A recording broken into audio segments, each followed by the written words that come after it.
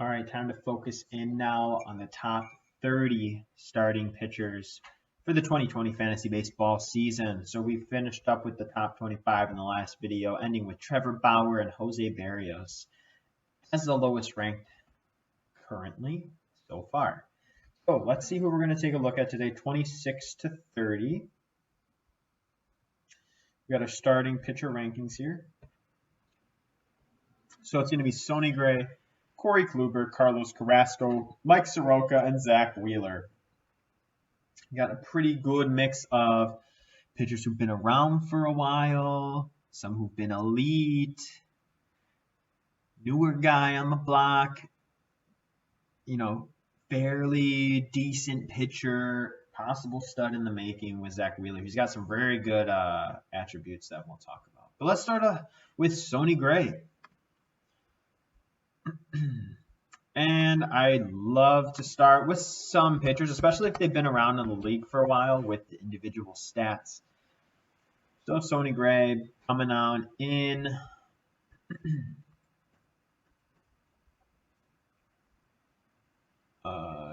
okay, so last year, very, very good season. Take a look at these.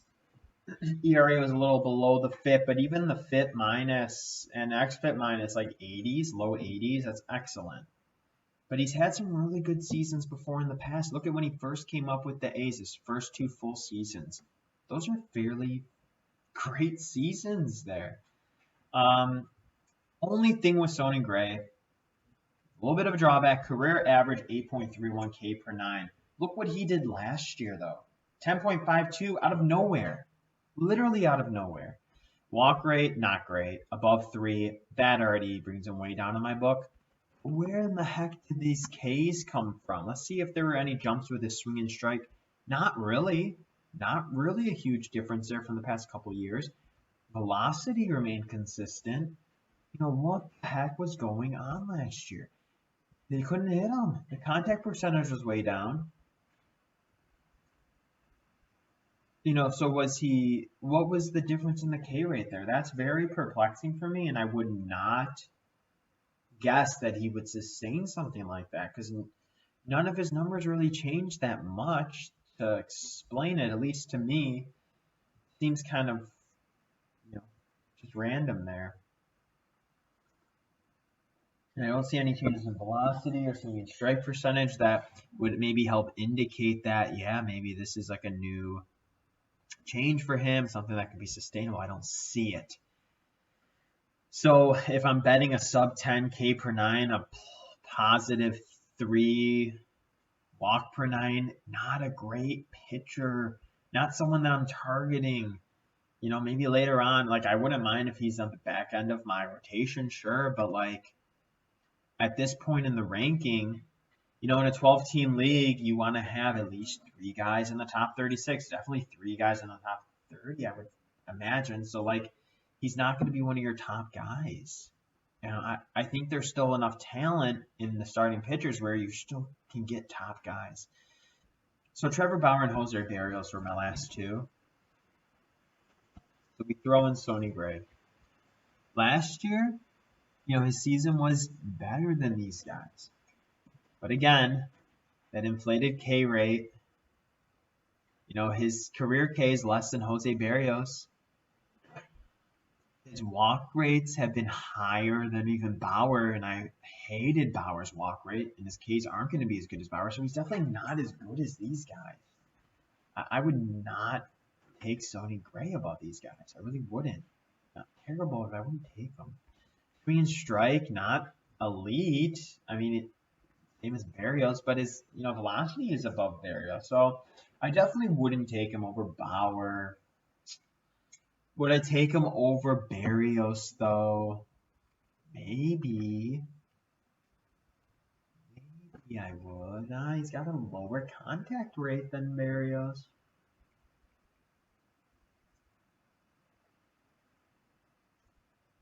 Ugh.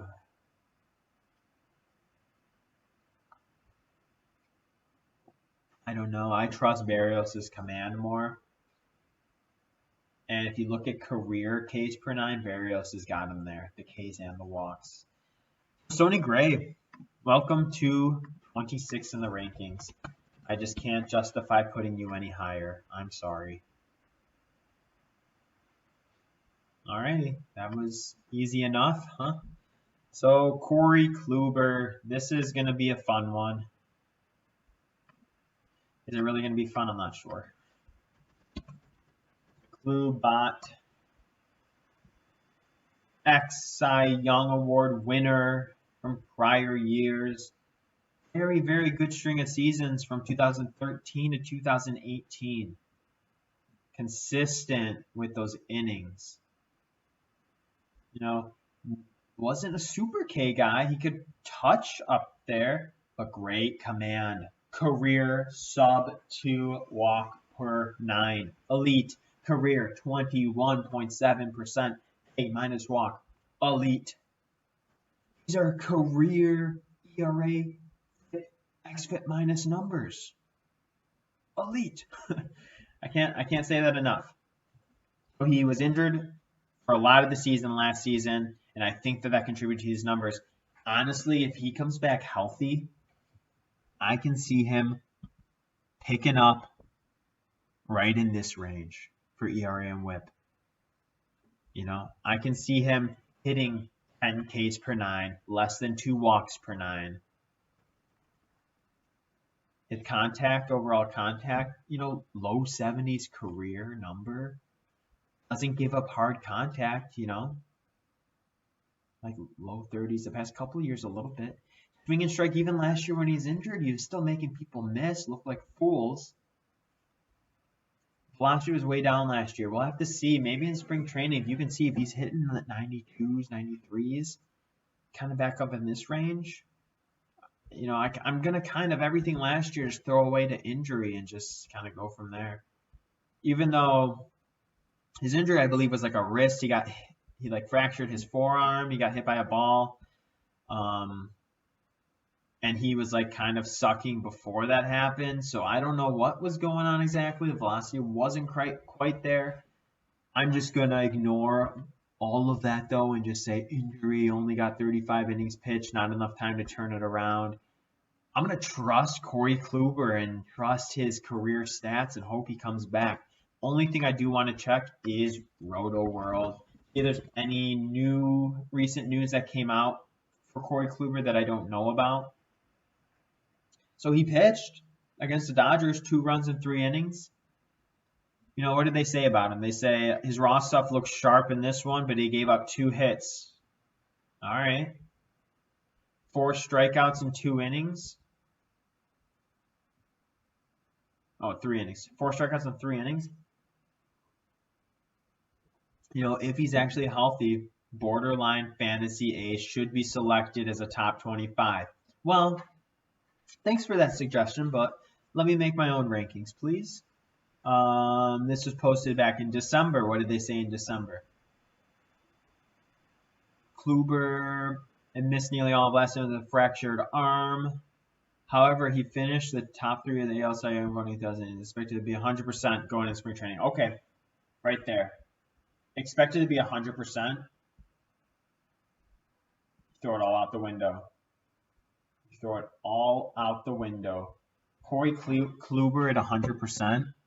I'm looking like Yu Darvish. He's got top 10 upside. Like, honestly, I want to throw him up here in like this range. Let me take a look here. What do I even want to look at right now? So if I look at positional stats, I kind of have to look back at 2018 because Corey Kluber last year, his season kind of sucked. If I pull up 2018 stats here, and we're looking at starting pitchers.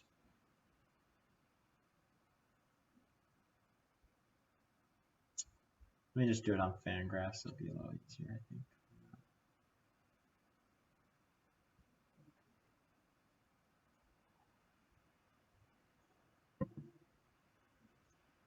All right. We go like ERA minus.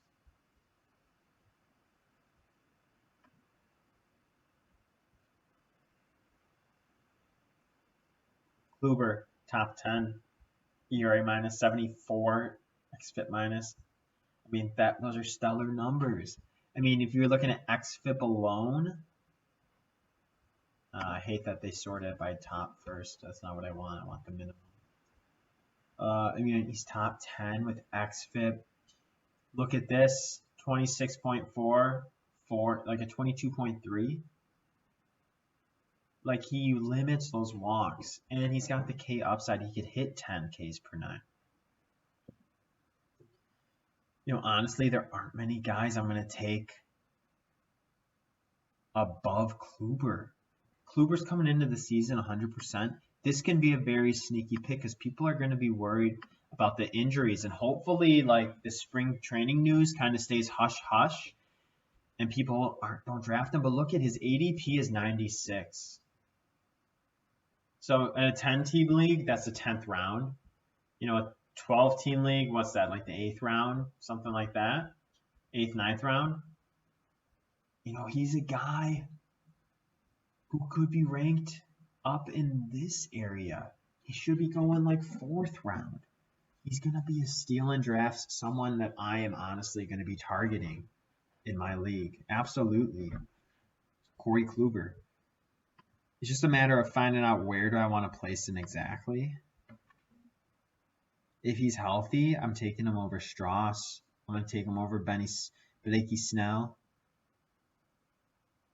Like, I don't even care. I don't even care. I want to put him like all the way up. I mean, what's the risk? The risk is that he like sucked for his first 30 innings before he got injured last year. That's a risk. But, you look at that body of work, you got to trust it. Assuming Clevenger's healthy, and maybe I wouldn't take him over Clevenger. I put him over Luis Castillo. But this is like the range here, Castillo, Darvish, really nasty stuff. Great velocities as well, but they can struggle with walks potentially. And Corey Kluber is not going to struggle with walks.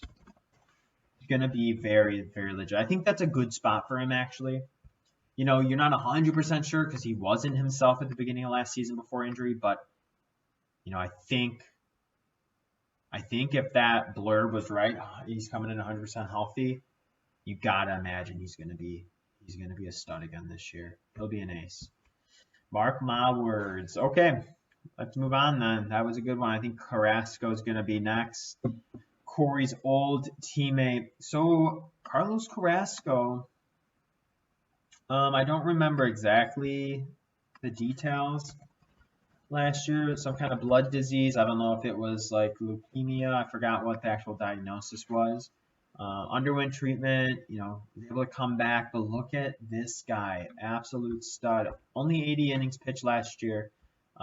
ERA didn't quite reflect how good he was, gave up a lot of extra home runs. If he gets back to his like career average, I think he can match this. He can be down to like 70s FIP, xFIP. The ERA will be down there as well.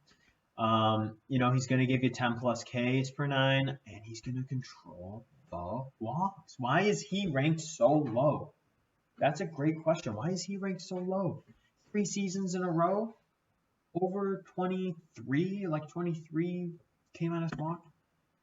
What is going on with these rankings? Last year, numbers were a little inflated, but if he gets back down to his baseline home run to fly ball, his career average, oh my goodness. Look at this. Contact percentage, low 70s. Swing and miss stuff. Oh my gosh, Carlos Carrasco. Oh no, why are you ranked so low? You shouldn't be here.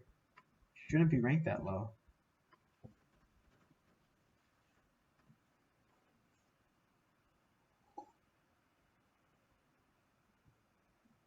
What's wrong with his hip? Mild right hip flexor strain while working out.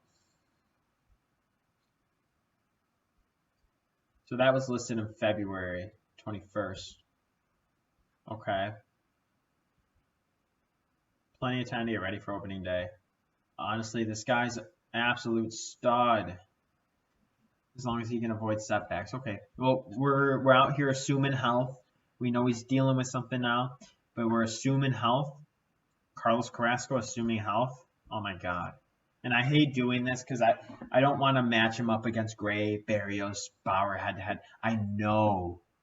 Just based on those numbers we looked at, he's got nasty stuff, decent velocity. He's going to be like a Kluber, like he's around Luis Castillo, Darvish. Oh, that's not how you spell it. Sorry about that.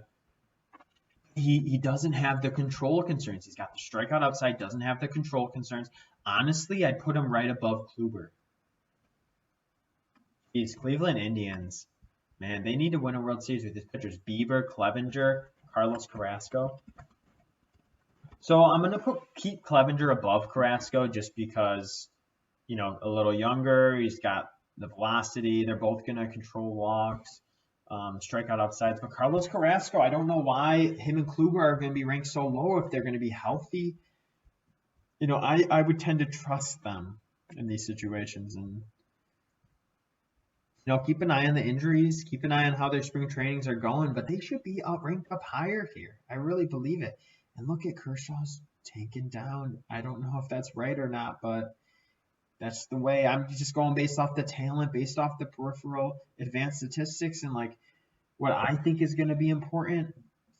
And, you know, this is just how it's fallen, how my rankings are falling in place.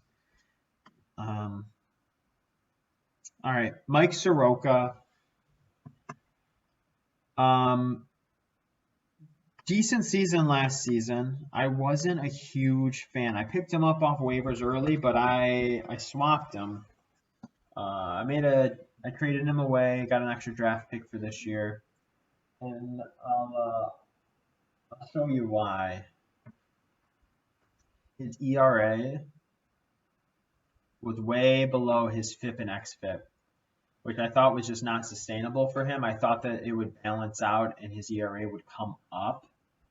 You know, so he threw a 2.68 ERA, and then you look at the FIP, it's 3.45, 3.85, not bad, but I think he was overperforming a little bit, maybe getting lucky. I'm not sure. Does not have the Ks. Oh, I don't want to touch it. Doesn't walk a ton of people. It's got good control. Below a 15% K minus walk. I can't deal with that. I don't want that on my team. I don't. There are so many other guys I would rather have than Mike Soroka.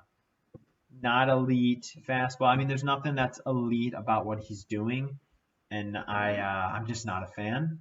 So I already know he's going to be going below Sonny Gray. Okay. And last, but certainly not least, is going to be Zach Wheeler. I was really, really big with Zach Wheeler going into the 2019 season. And he'll be on a new team this year. Is it Texas? Did he sign with Texas? Philly. Why do I have it as Texas? Is Philly right? See, now I gotta do this.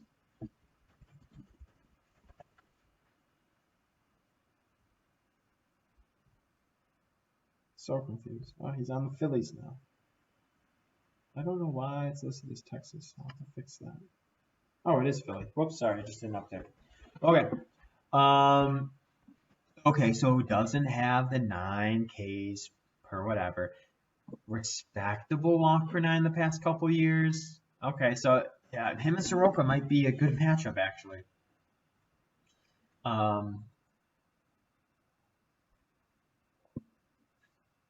Ooh, I don't know. Not great. Strikes out more than Soroka, but I would believe in Soroka's control more overall. You know, his Sierra was better than Soroka last year.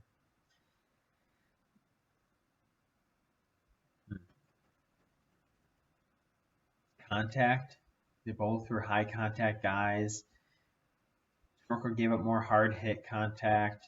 Both of them are like just over 10 swinging strikes. So maybe I just go with the velocity. Say Zach Wheeler with the velocity, a little higher strike upside. Ignore the walks, I guess, in this case. You know, Wheeler could give me the 9 Ks per 9 potentially. He's got the higher heat. You know, I guess I would take him over Soroka, but I don't think I would take him over Sonny Gray. Let me just take a look at Sonny Gray's stats real quick just to make sure. I mean, Sonny Gray, you know, he's going to have similar striking out abilities. Both, he's not great. I trust Wheeler more with the walks, honestly.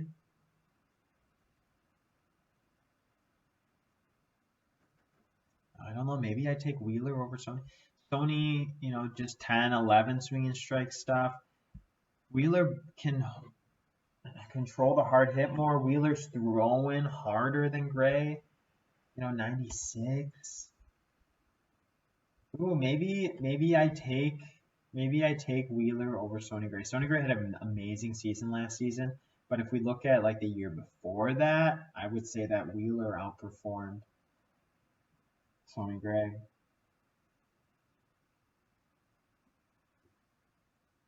Sonny Gray in Cincinnati, Wheeler in Philly. I think if we say they're even, I'd prefer the pitcher in Philly. All right, I'm okay with that. I'm okay putting Zach Wheeler over Gray. Don't know I necessarily put him over Jose Barrios, though. All right, sorry, now I gotta move Shoka up. And there we go. Those are our top 30 starting pitchers. It's a beautiful list, huh? Alrighty, we'll see you in the next video. We'll get through 35.